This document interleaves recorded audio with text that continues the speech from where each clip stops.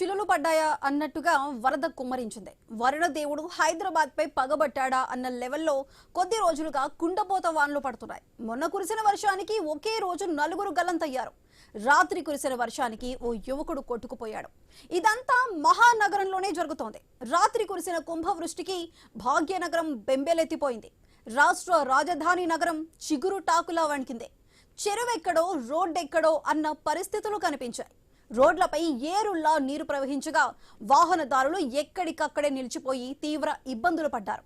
పలు కాలనీల్లోకి భారీగా వరద చేరి చెరువులను తలపించాయి. లోతట్టు ప్రాంతాల్లోని ఇళ్లలోకి ప్రవాహం పోటెత్తింది. అర్ధరాత్రి విరుచుకుపడ్డ వరుణుడి ధాటికి జనం బిక్కుబిక్కుమంటూ కాలం గడిపారు. హైదరాబాద్ లో అత్యధికంగా ముషీరాబాద్ లో 18.4 సెంటీమీటర్లకు పైగా వర్షపాతం నమోదైంది. చిలకలగూడలో 14.7, మోండా మార్కెట్లో 14.6, సికింద్రాబాద్ లో 14 సెంటీమీటర్ల వర్షపాతంతో అల్లకల్లోలం సృష్టించింది.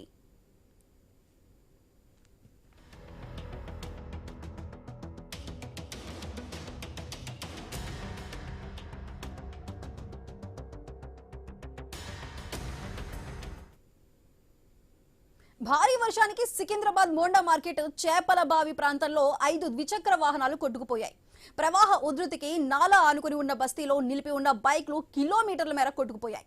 లోతట్టు ప్రాంతాలు నీట మునిగాయి. రోడ్లపై వరద ప్రవాహ ధాటికి ట్రాఫిక్ గంటల కొద్దీ స్తంభించింది. బల్దియా హైడ్రా సిబ్బంది వరద నిలిచిన ప్రాంతాల్లో ఎప్పటికప్పుడు నీటిని తోడేసిన మోకాళ్ల లోతు నిలిచిపోయాయి.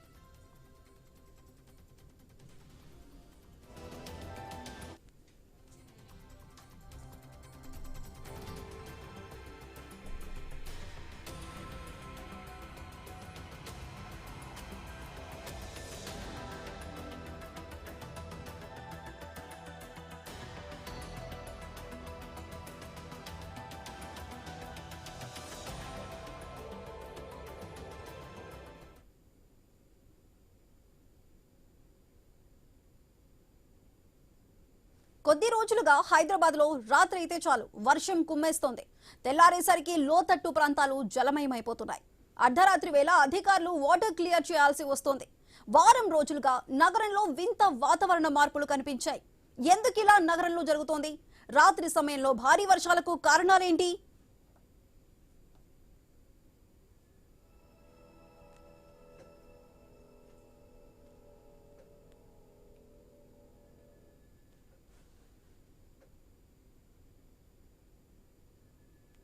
హైదరాబాద్ ఉష్ణోగ్రతల్లో ఊహించని మార్పులు సంభవిస్తున్నాయి. సాధారణంగా భూమి ఉపరితలం వాతావరణం వేడిగా ఉన్నప్పుడు తేమతో కూడిన గాలులు భూమి ఉపరితలం పైకి చేరుతాయి. అప్పుడే క్యూములోనింబస్ మేఘాలు ఏర్పడి కుండపోత పడతాయంటున్నారు వాతావరణ అధికారులు. డెక్కన్ పీఠభూమి కావడంతో హైదరాబాద్ నగరంలో క్యూములోనింబస్ మేఘాలు ఎక్కువ ఎత్తుకు వెళ్లే అవకాశం లేదు. ఇలాంటి టైంలోనే రాత్రిళ్లు భారీ వర్షాలు కురుస్తున్నాయి. 10 ఏళ్లుగా ఇలాంటి మార్పులు నెమ్మదిగా హైదరాబాద్ నగరంలో కనిపిస్తూ వస్తున్నాయి. జనసాంద్రత లెక్కకు మించి పెరగటం కూడా ప్రధాన కారణంగా చెప్పవచ్చంటున్నారు వాతావరణ నిపుణులు.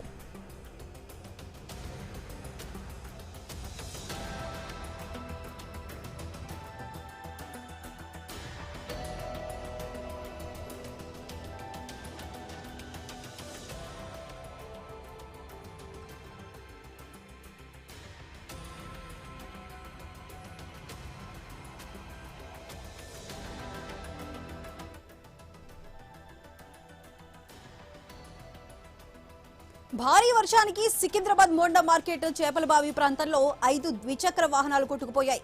ప్రవాహ ఉధృతికి నాలా ఆనుకుని ఉన్న బస్తీలో నిలిపి ఉన్న బైక్లు కిలోమీటర్ల మేర కొట్టుకుపోయాయి. లోతట్టు ప్రాంతాలు నీట మునిగాయి.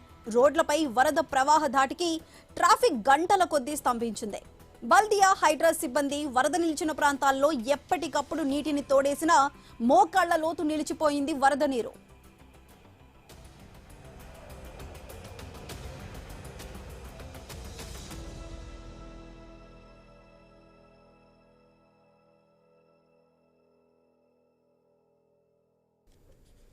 హైదరాబాద్ ఉష్ణోగ్రతల్లో ఊహించని మార్పులు సంభవిస్తున్నాయి.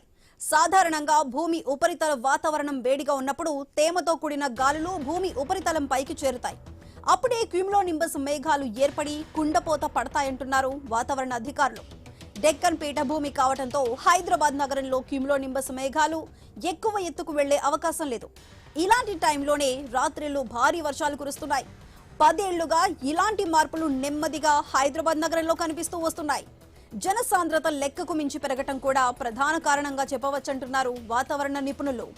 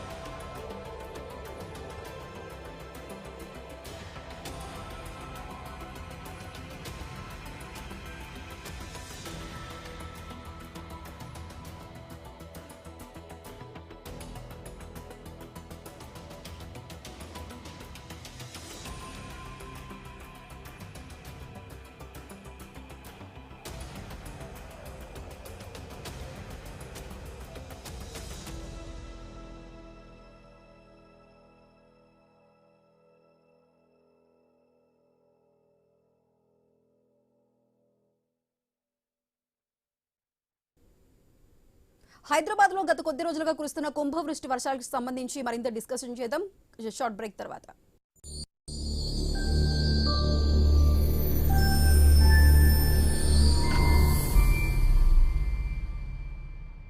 మీ ఇంట్లో పెళ్లి చూపులు చూస్తున్నారా? కాపు మ్యాట్రిమనీ ద్వారా చూడండి. ఇది కాపు సమాజానికి ప్రత్యేకమైన నంబర్ 1 మ్యాట్రిమనీ సేవ. డౌన్లోడ్ కాపు మ్యాట్రిమోనీ యాప్.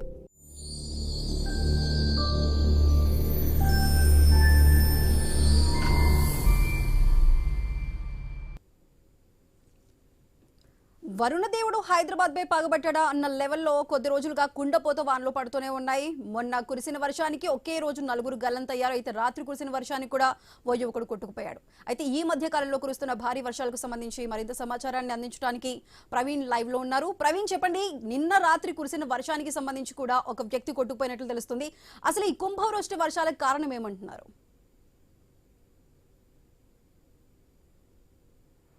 సుధా, మనం చూసుకుంటే కనుక బాగ్లింగంపల్లిలో ఉన్నాం. నిన్న కురిసినటువంటి భారీ వర్షానికి చూసుకోవచ్చు కాలనీ మొత్తం టోటల్గా ఎక్కడ చూసుకున్నా కానీ సముద్రాన్ని తలపిస్తుంది. మొత్తం టోటల్గా ఎక్కడ చూసుకున్నా కానీ అయితే చుట్టుపక్కల అందరూ కూడా ఇండ్ల నుండి బయటికి వెళ్ళలేని పరిస్థితి. మొత్తం టోటల్గా బిల్డింగ్ల పైనే ఉన్నటువంటి పరిస్థితులను చూస్తున్నాం మనము. అయితే ఇండ్లకి బయటికి కూడా మొత్తం టోటల్గా ఇండ్ల ధాన్యాలు నానిపోయాయి. మొత్తం టోటల్గా వాళ్ళకు తీరే ఇబ్బందులకు గురి అవుతున్నాం అంటూ చెప్తున్నారు. మనతో పాటు కొంతమంది మహిళలు ఉన్నారు, మాట్లాడించే ప్రయత్నం కూడా చేద్దాం. మేడం, చెప్పండి, అయితే ఎప్పుడు ఇలానే ఉంటుందా లేకుంటే ఎట్లా మేడం? ప్రతి సంవత్సరము ఇదే పరిస్థితి అండి. గత 30 సంవత్సరాల నుంచి కూడా మాకు ఇది శ్రీరామ్ నగర్, బాగ్లింగంపల్లి శ్రీరామ్ నగర్ కమాన్ బస్తీ అంటారు. ఇది కమాన్ బస్తీ. కమాను ఇక ఇట్లుంటుంది లోపలికి. బయట మెయిన్ రోడ్డు సర్వీసింగ్ సెంటర్స్ ఉంటాయి, నాలా ఉంటుంది. ఆ నాలా నుండి ఏం చేస్తారు, ప్రతి ఒక్కసారి అంతే వ్యర్థ పదార్థాలు ఏమేమి అన్నీ అక్కడ మూసిలని కెనాల్లో నీళ్ళు వచ్చినంటే మొత్తం డౌన్. ఇదే పరిస్థితి. ఇంకా నిన్న సాయంకాలం 7 గంటల నుంచి వర్షం స్టార్ట్ అయింది కదా, 8ంటికి ఫుల్ ఉండే, కొంచెం ఫ్లోట్ తగ్గింది. అయితే అక్కడ ఏమవుతుందంటే మొత్తం డ్యామేజ్ అయింది కదా. వేరే వాళ్ళు ఒక ల్యాండ్ ఓనర్ అనమాట, ఈ కనెక్షన్ ఉందన్నమాట. 30 ఏళ్ళ కింద పెద్ద కనెక్షన్ ఉంటే ఆ కనెక్షన్ ఏం చేసినంటే అతను ప్రైవేట్ గవర్నమెంట్ ల్యాండ్ డిస్ప్యూట్ చేసుకొని దొంగ పేపర్ తయారు చేసుకొని అది ఈ కెనాల్కి ఈ నీళ్ళు పోయేదంతా పలగొట్టేసి కెమికల్ వేసి మూసేసిండు, చిన్న రంధ్రం చేసి పెట్టిండు. అయితే ఇక్కడ ఎక్కడి నుంచి అయితే ఈ మొత్తం చుట్టుముట్టు ఉండి ఇందిరా పార్క్ నుంచి అశోకనగర్ నుంచి వచ్చే నీళ్ళన్నీ ఇక్కడ నుంచి పోతాయి. ఆ కెనాల్ని కూలగొట్టినందుకు అది బ్రేక్ చేసేసిండు. ఆ బ్రేక్ చేసి ఆ నీళ్ళన్నీ మళ్ళీ గత 1 ఇయర్ నుంచి ఇదే ప్రాబ్లము. అధికారులకు చెప్తున్నాం, ఎవరు చెప్పినా కానీ వస్తున్నారు. అక్కడ కమాన్ ఉంటుంది అనమాట, అక్కడి నుంచి చూసిపోతారు. ఈ లోపలికి ఎవరు రారు. 300 కుటుంబాలు నివాసాలు ఉంటాయి ఇక్కడ, దాదాపు ఒక 1200 మంది చిన్నపిల్లలతో పాటు. అక్కడ లోపలికి ఉంటుంది అనమాట ఇండ్లు. లోపల ఒక 150 ఇండ్లు ఉంటాయి మొత్తం లోపలికి. ఇంకా లోపలికి ఉంటారు సుందరయ్య విజ్ఞాన భవనం వెనక దిక్కు అనమాట, అటు తొవ్వ. ఈ లోపల చాలా ఇండ్లు ఉంటాయి అక్కడ. ఇగో ఇక్కడ మొత్తము ఇక్కడ వెనక దిక్కు ఉంటాయి. ఇగో ఈ లోపల మొత్తం అందులో మొత్తం ఇండ్లు. ఆ లోపల మొత్తం లోపల నీళ్ళు మునిగిపోయినాయి, నీళ్ళు మొత్తం మునిగిపోయినాయి. రాత్రి అంతా కూర్చొనే ఉన్నారు. అయితే మనం చూస్తున్నాం ఈ యొక్క చూసుకోవచ్చు కాలనీ మొత్తం కూడా ఎక్కడ నడవలేని పరిస్థితిలో ఉన్నది. మొత్తంగా అందరు ఎక్కడికక్కడ ఆ ఇండ్లకే పరిమితమైనటువంటి దృశ్యాలను మనం చూస్తున్నాం. మనకు కూడా ఇక్కడ చూసుకోవచ్చు మోకాల లోతు నీళ్ళ లోపల కూడా మనం ఉన్నాం. ఇప్పుడు మోకాల లోతు నీళ్ళ లోపల కూడా కాలనీ ఎక్కడ చూసుకున్నా కానీ ఇక్కడ పిల్లలు కూడా బయటికి వెళ్ళని స్థితి. అన్ని వాహనాలు వాళ్ళ వెహికల్స్ ఏవైతే ఉన్నాయో వెహికల్స్ మొత్తం టోల్గా కూడా అయితే నిన్న మొత్తం మునిగిపోయింది. ఇప్పుడు కొన్ని నీళ్లు వెళ్ళడం వలన ఈ విధంగా ఉంది. ఇక్కడ ఎక్కడ గుంతలు ఉన్నాయో కూడా తెలియని పరిస్థితిలో అయితే మనం టోల్గా ఉన్నాము. చూసుకోవచ్చు ఇండ్లు అన్ని తాళం వేసేసి బయటికి వెళ్ళినటువంటి దృశ్యాలు ఉన్నాయి. మొత్తం టోల్గా చూసుకోవచ్చు ఎవరు కూడా ఇండ్లలో ఉండడానికి వీలు లేకుండా పోయింది. మొత్తం టోల్గా వాళ్ళు ఉండేటటువంటి సామాన్లు మొత్తం టోల్గా కూడా కొట్టుకొని పోయినాయి. ఆ ఇండ్లు అలాగని మూసేశారు. సాయంత్రం మూసేసి అట్లా అక్కడి నుంచే వెళ్ళిపోవడం జరిగింది. మరికొంతమంది చూసుకోవచ్చు పైనుండే ఎక్కడ కూడా కిందికి రావడానికి వీలు లేకుండా మొత్తం టోల్గా అందరూ పైనుండే చేస్తున్నారు. పిల్లలు కూడా అయితే పాఠశాలలకు వెళ్ళేది లేదు, ఇక్కడ కూడా వెళ్ళేది లేదు. మనతో పాటు మహిళలు కానీ చిన్నపిల్లలు కానీ తీవ్రంగా ఇబ్బందులు పడుతున్నటువంటి దృశ్యాలను మనం చూస్తున్నాం. మనకు నడవడానికి రాకుండా కూడా అయితే మనం ఐన్యూస్లో ఎక్స్క్లూజివ్గా ఈ విజువల్స్ అయితే చూపిస్తున్నాం. అయితే నిన్న కురిసినటువంటి భారీ వర్షానికి చూసుకోవచ్చు కాలనీ లోపల ఎక్కడ చూసినా కానీ ఆ ఇండ్లు ఏ విధంగా మునిగిపోయావు. ఎవరు కూడా ఇక్కడ లేరు. అందరు కూడా పైనున్న పరిస్థితులనే మనం చూస్తున్నాం. ఇది మొత్తం టోల్గా వాతావరణం అయితే చూసుకుంటున్నాం. పైనుండి వాళ్ళు మాట్లాడుతున్నారు. ఇక్కడ అధికారులు కూడా ఎవరు రాలేదు అంటూ కూడా వాపోతున్నారు. అధికారులు కూడా ఎవరు ఇంతవరకు వచ్చి చూసినటువంటి దాఖలు లేవంటూ కూడా చెప్తూ ఉన్నారు. చూసుకోవచ్చు ఏ విధంగా ఇబ్బంది పడుతున్నారో మొత్తం టోల్గా కాలనీ. ఇప్పుడు సుమారుగా మనము ఈ యొక్క కిలోమీటర్ల మేర ఈ కాలనీ ఇలానే ఉంది. అయితే బైక్స్ చూసుకుంటున్నాం. మొత్తం టోల్గా ఇవైతే ఏం పనికి రాకుండా పోయినాయి. అయితే ఇంకా దీనికి సంబంధించి మొత్తం టోల్గా చూసుకుంటే కనుక ఇంకా నేను చూపించే ప్రయత్నం చేస్తాను. ముందరికి వెళ్ళే ప్రయత్నం కూడా చేస్తూ ఉన్నాం. అయితే సాహసోపేతమైన ప్రయత్నం చేస్తూ ఉన్నాం. చూసుకోవచ్చు అయితే మోకాళ్ళ వరకు కూడా ఇప్పటికే నీళ్ళలో మనం ఉన్నాము. అయితే చూసుకోవచ్చు ఎవరు కూడా ఇక్కడ నుంచి ఇండ్ల నుంచి బయటికి వెళ్ళలేని స్థితిలో వీళ్ళు ఉన్నారు. మొత్తం టోల్గా చూసుకుంటే కనుక చూడొచ్చు ఎంత ఇబ్బంది పడుతున్నారు. పిల్లలు కూడా బయటికి వెళ్ళలేని స్థితిలో ఉన్నారు. అమ్మ చెప్పండి ఎన్ని రోజుల నుంచి ఉంది ఇట్లా? అధికారులు ఏమైనా వచ్చారా? రాత్రి నుంచి ఇప్పటిదాకా ఎవరు రాలే, నీళ్ళు కూడా లేవు. అయితే తాగడానికి నీళ్లు కూడా లేకుండా ఇబ్బంది పడుతున్నామంటూ చెప్తూ ఉన్నారు. మనతో పాటు చూసుకోవచ్చు అయితే కాలనీ ఏ విధంగా ఉందో చూసుకోవచ్చు. అందరు కూడా ఇండ్లకే పరిమితమైనటువంటి దృశ్యాలు మనం చూస్తున్నాం. చూసుకోవచ్చు చిన్నపిల్లలు కూడా ఉన్నారు, తీవ్రంగా ఇబ్బంది పడుతున్నారు. వాళ్ళు ఎక్కడ కూడా బయటికి వెళ్ళలేని స్థితిలో ఉన్నారు. మాట్లాడించే ప్రయత్నం కూడా చేద్దాం. మేడం చెప్పండి ఎప్పటి నుంచి ఈ వరద ఉంది? అయితే అధికారులు ఏమైనా వచ్చారా? ఎవరు ఇక్కడ రాలేరు. మేము నైట్ నుంచి చాలా వర్షాలు వస్తున్నాయి. మా హస్బెండ్ అయితే ఆ జాబ్కి వెళ్ళిండి ఇంకా రాలేని పరిస్థితులు ఉన్నాం. స్కూల్స్కి పంపించలేము. మాకు తినడానికి ఫుడ్ ఎట్లా, మిల్క్ పాలు ఇవన్నీ ఎట్లా, ఏం చేస్తలేరు ఇక్కడ. ఇది పరిస్థితి ఇక్కడ మొత్తం టోల్గా మనం చూస్తున్నటువంటి ఈ యొక్క పరిస్థితి. ఖచ్చితంగా అధికారులు స్పందించాలి అంటూ కూడా చెప్తున్నటువంటి దృశ్యాలను మనం చూస్తూ ఉన్నాం. Right Praveen, thank you. అయితే ఇప్పుడు ప్రస్తుతం ఇంకా వర్షాలు ఈ రోజు రేపు కూడా వర్షాలు కురిసే అవకాశం ఉందంటున్నారు. ఈ మధ్య కాలంలో కురుస్తున్న ఈ కుంభవృష్టి వర్షాలకు సంబంధించి మనతో డిస్కస్ చేయడానికి మనతో పాటు ఉన్నారు JNTU disaster management HOD Lakshmanarao గారు, అదేవిధంగా మనం కోటేశ్వరరావు గారు విశ్లేషకులు. నమస్కారం లక్ష్మణరావు గారు. నమస్కారం కోటేశ్వర్ గారు. నమస్కారం కోటేశ్వరరావు గారు. ముందుగా మనం మాట్లాడుకున్నట్లయితే ఇంతకు ముందు ఎప్పుడో వినే ఈ క్లౌడ్ బర్స్ట్ అనే పేరు ఈ మధ్య మన హైదరాబాద్ లో పడుతున్న వర్షాలకు కూడా ఎక్కువగా మనం వింటున్నాం. అసలు ఈ క్లౌడ్ బర్స్ట్ లో మన హైదరాబాద్ లో పడడానికి కారణం ఏమంటారండి? క్లౌడ్ బర్స్ట్ లో హైదరాబాద్ లో పడటానికి ఆ రంగానికి చెందినటువంటి నిపుణులు వివరిస్తారు. ఎందుకంటే ఒక జర్నలిస్ట్ గా నేను అంత ఎక్స్పర్ట్ అయితే కాదు. అయితే ఒకటి మాత్రం నేను చెప్పదలుచుకున్నా ఈ సందర్భంగా, గడిచినటువంటి 3-3.5 దశాబ్దాల కాలంగా హైదరాబాద్ నగరం విపరీతంగా విస్తరించింది. పలు కాలనీలు ఒక వైపు అయితే పలు ఆక్రమణలు, సహజంగా నీరు పోవలసినటువంటి వాటన్నింటినీ కూడా అడ్డుకోవడం అనేటువంటిది, ఆక్రమణలు అనేటువంటి ఒక ప్రధాన సమస్యగా ఉంది. దక్కన్ పీఠభూమి ఎత్తుగా ఉంటుంది, సముద్ర మట్టంతో చల్లదనం ఉంటుంది. ఇవన్నీ కూడా పాజిటివ్ కొన్ని అంశాలు హైదరాబాద్కి. కానీ అదే మరి అంతటి ఎత్తు ఉన్నటువంటి దక్కన్ పీఠభూమిలో వర్షం పడితే ఎప్పటికప్పుడు వెళ్ళిపోయేందుకు అవసరమైనటువంటి భౌతికమైనటువంటి పరిస్థితులు కూడా ఉన్నాయి. కానీ మానవ తప్పిదాలు, ముఖ్యంగా అధికార యంత్రాంగం అడ్డగోలుగా ఇళ్ల నిర్మాణానికి పర్మిషన్లు ఇవ్వటం, ఆక్రమణలను అడ్డుకోవడం, సహజంగా నీరు పారాల్సినటువంటి వాటిని అడ్డుకట్ట వేయడంతో ఇవాళ కృత్రిమమైనటువంటి సమస్యలు. గతంలో కృష్ణా గోదావరి నదులకి వరదలు వస్తే తీర ప్రాంతాల్లో, ముఖ్యంగా డెల్టా ప్రాంతాల్లో గ్రామాలు మునిగిపోవటం, వారాల తరబడి నీళ్లు పోకపోవడం, ఇవన్నీ కూడా చూసాం. కానీ హైదరాబాద్ నగరంలో వరదలు అనేటువంటివి గడిచినటువంటి 20-30 సంవత్సరాల కాలంలో సంవత్సరానికి ఒకసారన్నా కనీసం కొన్ని పేటలనైనా ఎవడై ముంచెత్తున్నాయనేటువంటిది అందరికీ తెలిసిందే. కానీ ఏ ప్రభుత్వం కూడా హైదరాబాద్ నగరంలో సంభవిస్తున్నటువంటి వరదల నివారణకు సమగ్రమైనటువంటి పథకాన్ని రూపొందించడం కానీ, దాన్ని అమలు జరపడం కానీ చేయకపోవడం తీవ్రమైనటువంటి నిర్లక్ష్యం. అది తెలుగుదేశం పార్టీ ఉమ్మడి రాష్ట్రంలో తెలుగుదేశం పార్టీ కావచ్చు, కాంగ్రెస్ కావచ్చు, బీఆర్ఎస్ కావచ్చు, ఈ 3 పార్టీలే గనక ఉన్నది. ఈ 3 పార్టీలు చేసినటువంటి పాపం, ఈ 3 పార్టీల పాలకులు అనుసరించినటువంటి ఘోరమైనటువంటి నిర్లక్ష్యం, అవినీతి పరులైనటువంటి అధికారులు,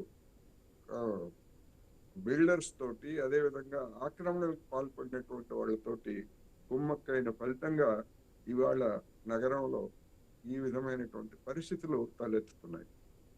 రేవంత్ రెడ్డి సర్కారు వచ్చి 20 నెలలు పైగా అయింది. ఈ అంశం గురించి గతంలో వాళ్ళు ప్రతిపక్షంలో ఉన్నప్పుడు బీఆర్ఎస్ పార్టీ మీద అనేక విమర్శలు చేశారు. కానీ మరి ఇప్పటి వరకు ఏ విధమైనటువంటి ఒక కార్యాచరణ అన్ని ప్రాంతాల్లో, హైదరాబాద్లో ఉన్నటువంటి అన్ని ప్రాంతాల్లో ఒకేసారి ఈ నివారణ చర్యలు చేపట్టడానికి అవసరమైనటువంటి యంత్రాంగం ఉందని నేనైతే అనుకోవట్లేదు. కానీ కనీసం దశల వారీగా కొన్ని ప్రాంతాలను ఎంచుకొని 2 ఏళ్ల కాలంలోనో 3 ఏళ్ల కాలంలోనో ఈ విధమైనటువంటి ఆటంకాలన్నింటినీ తొలగించేటువంటి నగర ప్రాంతాల్లో సంభవించేటువంటి వరద నిరోధ ప్రణాళికలు అనేటువంటివి ఏమున్నాయి అంటే ఏమీ లేవు. గతంలో జేఎన్టీయు నిపుణులు బీఆర్ఎస్ పార్టీ ప్రభుత్వానికి ఒక నివేదికను సమర్పించారు. 5,000 కోట్లు 5,500 కోట్లతోటి, ఎప్పుడు 10 సంవత్సరాల క్రితం ప్రారంభం. ఆ నివేదికని, ఆ సిఫార్సులను పక్కన పెట్టేసి ఇష్టారాజ్యంగా అక్రమంగా కాలనీలకి నిర్మాణాలకు అనుమతి ఇవ్వడం, అక్రమాలను ప్రోత్సహించడం వల్ల ఇవాళ ఆ పాపం ఇప్పుడు జనాన్ని ఇబ్బంది పెడతా ఉంది. ఇప్పటికైనా అధికార యంత్రాంగం, పాలకులు, పౌర సమాజం, ముఖ్యంగా పౌర సమాజం మేల్కోవాలి. ఈ విధంగా ఇబ్బందులు పడుతూ ఉంటే అధికారులు రాలేదు, వాళ్ళు రాలేదు, వీళ్ళు రాలేదు అని అసంతృప్తి చెందుతున్నారు. కానీ ఎందుకని వీధుల్లోకి వచ్చి మా కాలనీ సమస్యను ఎందుకు పరిష్కరించరు, మా కాలనీని ముంచెత్తుతున్నటువంటి అక్రమ నిర్మాణాలను ఎందుకు కూల్చివేయరని చెప్పేసి ఎందుకని వీధుల్లోకి రావట్లేదు? నేపాల్లో వీధుల్లోకి వచ్చారు, బంగ్లాదేశ్లో వీధుల్లోకి వచ్చారు, శ్రీలంకలో వీధుల్లోకి వచ్చారు వాళ్ళ సమస్యల మీద. ఆ విధంగా హైదరాబాద్లో ఇబ్బందులు పడుతున్నటువంటి వాళ్ళు ఎందుకు రావడం లేదనేటువంటి కూడా నిజానికి ఆందోళన కలిగించేటువంటి అంశం. అందువల్ల ఇప్పటికైనా ఈ అనుభవాలు, ముఖ్యంగా క్లౌడ్ ఫారెస్ట్లు అనేటువంటివి అనూహ్యంగా ఉంటాయి. బయటకు వెళ్ళినటువంటి వాళ్ళు తిరిగి సకాలంలో, నైట్ డ్యూటీలకు వెళ్ళినటువంటి వాళ్ళు సకాలంలో ఇళ్లకు వస్తారో రారో అనేటువంటి ఆందోళన నిన్న ఇటీవల జరిగినటువంటి ఇది చూస్తూ ఉంటే చాలా భయంకరమైనటువంటి పరిస్థితిగా హైదరాబాద్లో ఉంది. ఎక్కడ ఫ్లైఓవర్ల మీద వరదలు పారటం అనేటువంటిది నాకు తెలిసినంత వరకు హైదరాబాద్లోనే మొట్టమొదటిసారి చూసాం. ఇంకా ఫ్లైఓవర్ల మీదనే వరదలు పారేట్లయితే దిగువన ఉన్నటువంటి ప్రాంతాల్లో, లోతట్టు ప్రాంతాల్లో పరిస్థితి ఎంత దారుణంగా ఉంటుందో మరొకసారి వివరించిన అవసరం లేదనేది నేను చెప్పవచ్చు. అవును కోటేశ్వర్ గారు. లక్ష్మణ్ గారు, మనం మాట్లాడుకుంటే నిన్న కురిసిన వర్షానికి సంబంధించి 2 గంటల వర్షానికి హైదరాబాద్ అసలు వణికిపోయింది. ఇప్పుడు నెక్స్ట్ ఈ రోజు రేపు కూడా ఇంకా కుంభవృష్టి వర్షాలు ఉన్నాయంటున్నారు. ఒకవేళ అదే కనుక జరిగి ఒక క్లౌడ్ బర్స్ట్ కనుక వచ్చినట్లయితే హైదరాబాద్ పరిస్థితి ఏ విధంగా ఉంటుంది? దానికి తగిన చర్యలు ఏమైనా ఉన్నాయంటారా? ఈ హైదరాబాద్ సిటీలో 2018లో 4,933 crores తోటి ఒక సమగ్ర నివేదిక నేను అందించాను. దాంట్లో నేను ఒక 450 kilometers flood bypass, 1,094 kilometers storm water network, ఒక 550 వాటర్ ట్యాంక్స్ ఆర్టిఫిషియల్ సజెస్ట్ చేశారు. యాక్చువల్గా ఇది SNDP ప్రాజెక్ట్ కింద పెట్టి బీఆర్ఎస్ గవర్నమెంట్ ఈ యొక్క నేను ఇచ్చిన ప్రణాళికను పక్కన పెట్టారు.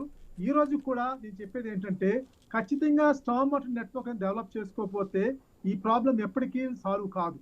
రెండో అంశం ఏంటంటే ఇక్కడ మనం ఏరియా వైజ్ ఒక 229 లొకేషన్స్ నేను 2018లో రిపోర్ట్ ఇచ్చాను.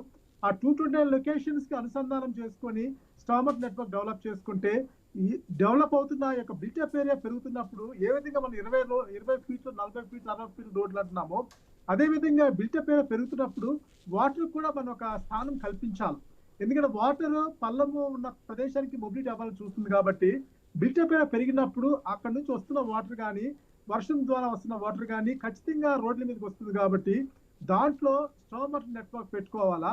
నేను గత చాలా సార్లు కూడా గవర్నమెంట్ సజెషన్ ఇచ్చాను. నేను ఏంటంటే మీరు చూడాల్సిన నెదర్లాండ్స్ గవర్నమెంట్ లో మీరు చూస్తే అక్కడ ఒక నాలా అనేది 2 రోడ్ల మధ్య ప్రయాణం చేస్తూ ఉంటుంది ఆమ్స్టర్డామ్ లో.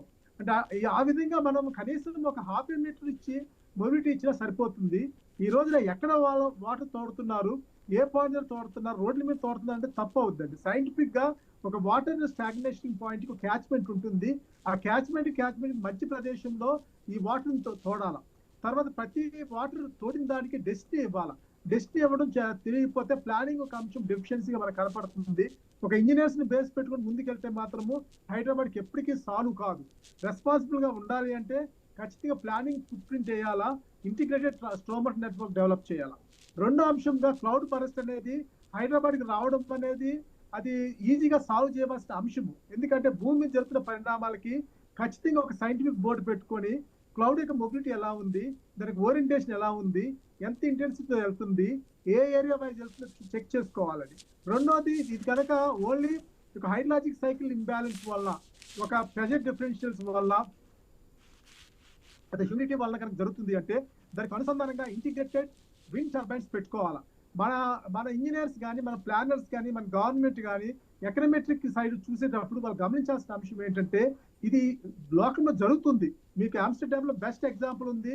అక్కడ హెవీ రెయిన్స్ ఉంటాయి, హెవీ విండ్స్ ఉంటాయి, విండ్ టర్బైన్స్ ఉంటాయి. విండ్ టర్బైన్స్ ఎక్కడ పెట్టుకోవాలా, ఎటువంటి డైరెక్షన్ ఉన్నప్పుడు ఏ విధంగా క్లౌడ్ ని మొబిలిటీ ఇవ్వాలని చూసుకోవాలా. చూసుకునే అనుసంధానంగా చేస్తే క్లౌడ్ బరస్ట్ అనేది సాల్వ్ చేయొచ్చు. ప్రాముఖ్యంగా హైదరాబాద్ సిటీకి భూమి పైన జరుగుతున్న పరిణామాలని పర్యవేక్షణ చేసే వ్యవస్థ సైంటిస్టులు పెట్టుకోవాలి. కానీ డిపార్ట్మెంట్ లో ఉన్న ఇంజనీర్లు డిపార్ట్మెంట్ లో చేస్తారంటే మాత్రము అది ఎప్పటికీ సాల్వ్ కాదు. ఖచ్చితంగా నవాబులు ఏ విధంగా ఇంటెలిజెంట్ గ్రూప్స్ పెట్టుకున్నారో, యుఎస్ ఏ విధంగా జ్యూస్ అడ్వైజర్స్ గా పెట్టుకున్నారో, దుబాయ్ లో ఏ విధంగా అడ్వైజర్స్ ఉన్నారో ఆ విధంగా హైదరాబాద్ కి ఒక సైంటిస్ట్ advisory group గా పెట్టుకోవాలా. They should work about the political, about the social differentials, about the economic differentials. అది చేసుకున్న రోజున ఈ రోజున ఈ హైదరాబాద్ ఇది రాదు. ఇప్పుడున్న నేపథ్యంలో ఖచ్చితంగా ఇది ఒక రకంగా ప్రజలు ఖచ్చితంగా దీని మీద వాయిస్ రేజ్ చేయాల్సిందే. ఎందుకంటే ఇది గత 10 ఏళ్ళుగా హైదరాబాద్ సఫర్ అవుతున్నప్పుడు గవర్నమెంట్ సాల్వ్ చేయకుండా జిఎస్టీ డిఫరెన్షియల్స్ ఇచ్చామని, జిఎస్టీ సోషల్ గా డిస్పారిటీ చూపించామని, ఎకనమిక్ డిస్పారిటీ చూపించామని మాట్లాడే కన్నా, లేదా రాష్ట్రాల మధ్య గ్యాప్ తీసుకొచ్చే వ్యవస్థ కన్నా ఇది సైంటిఫిక్ గా సాల్వ్ చేసే వ్యవస్థకి గవర్నమెంట్ ముందుకు రావాలని, సైంటిస్టులకి అవకాశం ఇవ్వాలని, దాని ద్వారా ఆన్సర్ ఇవ్వాలని నా ఉద్దేశము.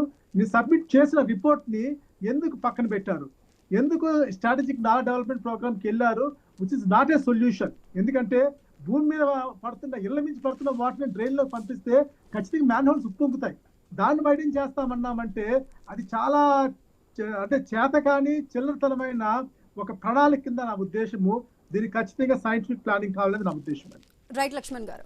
కోటేశ్వరరావు గారు, మనం చూసుకున్నట్టయితే లోతట్టు ప్రాంతాలు మాత్రమే వరద ప్రభావానికి గురి కావట్లేదు, అక్రమ నిర్మాణాలు జరిపిన ప్రాంతాల్లో కూడా ఈ వరద ప్రభావం అయితే కనిపిస్తుంది. మరి దీని మీద హైడ్రా వచ్చింది. హైడ్రా పాత్ర గురించి మీరు ఏం చెప్తారు?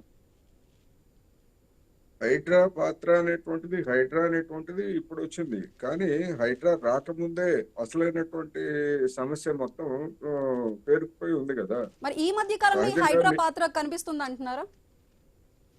ఈ మధ్య కాలంలో అంటే ఇప్పుడు మన లక్ష్మణరావు గారు చెప్పినట్టు సమగ్రమైనటువంటి ప్రణాళిక అమలు జరిపేటువంటి ఏజెన్సీ కాదు హైడ్రా. హైడ్రా అనేటువంటిది అది దానికి ఒక నిర్దేశితమైనటువంటి ఒక పరిమిత ప్రయోజనంతో దాన్ని ఏర్పాటు చేశారు.